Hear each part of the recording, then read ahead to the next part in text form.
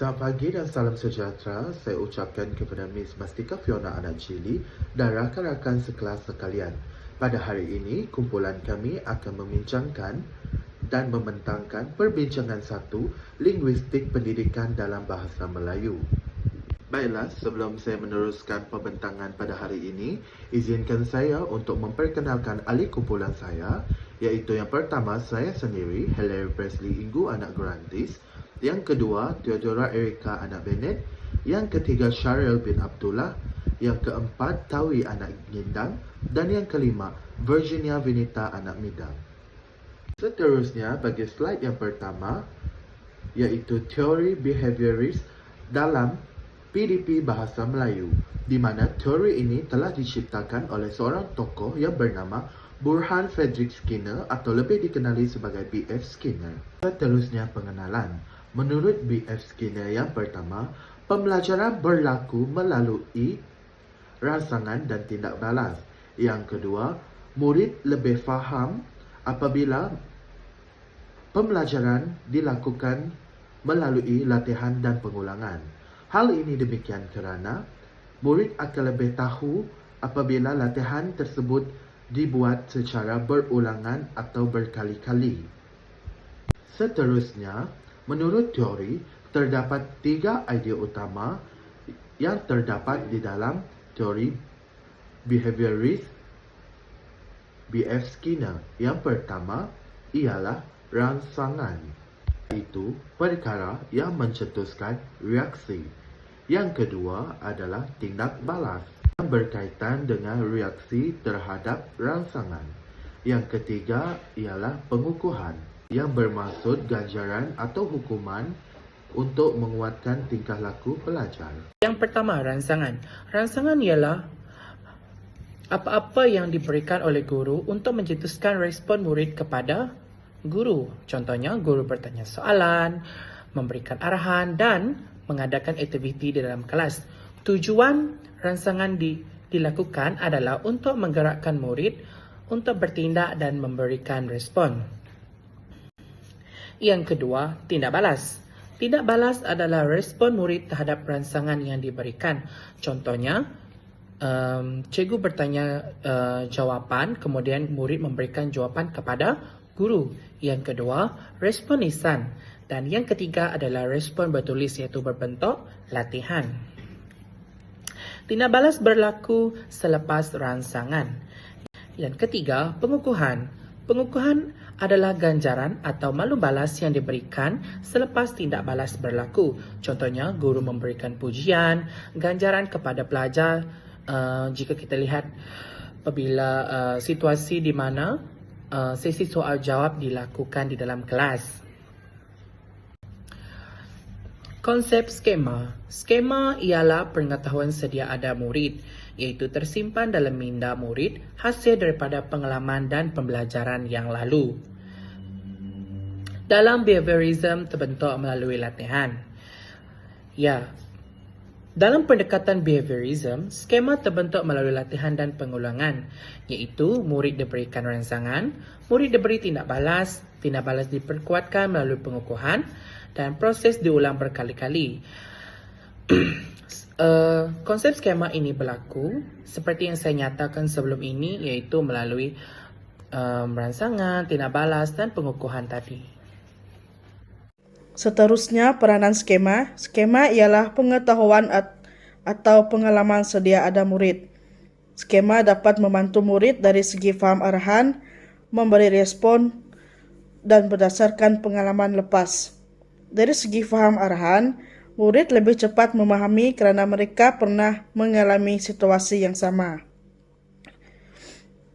Bagi memberi respon, murid dapat menjawab atau bertindak dengan lebih tepat.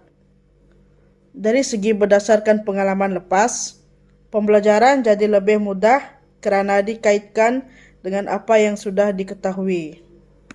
Asimilasi berlaku apabila guru memperkenalkan kata kerja baharu seperti menulis dan melukis. Seterusnya, kita beralih kepada asimilasi dalam behaviorisme. Asimilasi ialah proses menambah maklumat baharu ke dalam pengetahuan sedia ada tanpa mengubah struktur asal. Dalam pendekatan behaviorisme, asimilasi berlaku apabila asimilasi berlaku melalui latih tubi, murid mengulang latihan sehingga biasa dengan bentuk baru. Dan dari segi peniruan, murid meniru contoh yang diberikan oleh guru. Contoh asimilasi adalah ayat asalnya, saya makan nasi. Kemudian ditambah dengan saya minum air. Murid menggunakan pola ayat yang sama, yaitu subjek tambah kata kerja tambah objek. Struktur ayat tidak berubah. Ia hanya tambah maklumat yang baru. Akomodasi. Apa itu akomodasi? Akomodasi ialah apabila maklumat baru tidak sesuai dengan pengetahuan sedia ada murid. Jadi, murid perlu mengubah pengetahuan lama supaya dapat memahami maklumat tersebut. Dalam PDP, akomodasi berlaku apabila murid mengubah cara menjawab dengan bimbingan guru. Proses ini biasanya berlaku melalui pembetulan yang diberikan oleh guru. Sebagai contoh, ayat nama saya makan nasi diubah kepada saya sedang makan nasi. Ini menunjukkan struktur ayat telah berubah untuk menyesuaikan maklumat baharu. Antara kepentingan teori ini ialah membantu membentuk tabiat belajar, mengukuhkan ingatan murid dan juga mudah dilaksanakan dalam pengajaran. Seterusnya, kelebihan teori behaviorisme dalam pengajaran dan pembelajaran. Antara kelebihannya ialah teori ini sangat sesuai untuk murid yang lemah kerana ia menekankan kemahiran asas seperti membaca dan menulis. Selain itu, pendekatan ini juga mudah dilaksanakan oleh guru kerana melibatkan aktiviti berulang. Murid juga dapat memahami pelajaran dengan lebih cepat melalui latihan yang konsisten. Selepas itu, pengaplikasian dalam PDP. Bagi pengaplikasian dalam PDP pula, guru boleh menggunakan kaedah latih tubi dan pengulangan untuk mengukuhkan pemahaman murid. Selain itu, aktiviti soal jawab juga membantu murid memberi tindak balas secara aktif. Ganjaran yang dikenakan ialah seperti pujian juga penting untuk meningkatkan motivasi murid supaya terus belajar. Seterusnya ialah contoh aktiviti. Contoh aktiviti yang boleh dijalankan ialah aktiviti baling dan jawab. Dalam aktiviti ini, murid akan membaling dadu dan menjawab soalan berdasarkan nombor yang diperoleh. Aktiviti ini menyeronokkan dan pada masa yang sama menggalakkan pengulangan selaras dengan prinsip behaviorisme.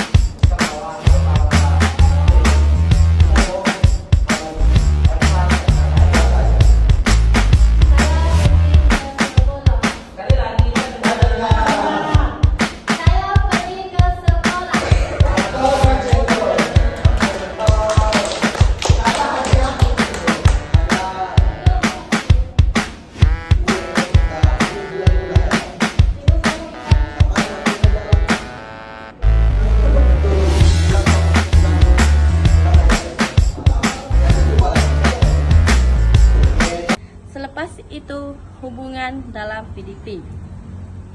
Dalam teori behaviorisme terdapat hubungan yang jelas antara rangsangan, tindak balas dengan pengukuhan. Guru memberi rangsangan seperti soalan,